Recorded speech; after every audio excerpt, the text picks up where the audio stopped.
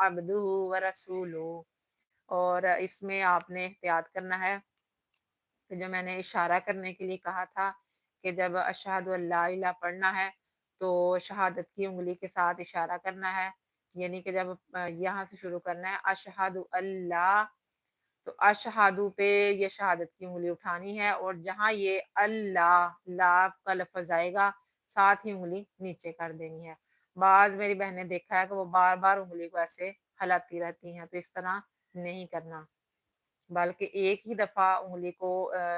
जो है ना उठाना है। जब कलमा शहादत यहाँ पे शहादत का लफ्ज आएगा अशहादु का, तो यहाँ से उठाना है और साथ ही ला के लफ्ज से नीचे कर देना है।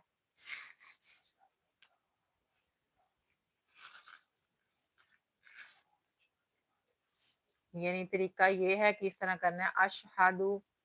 इस तरह उठाना है और साथ ही अल्लाह पे नीचे कर देना है,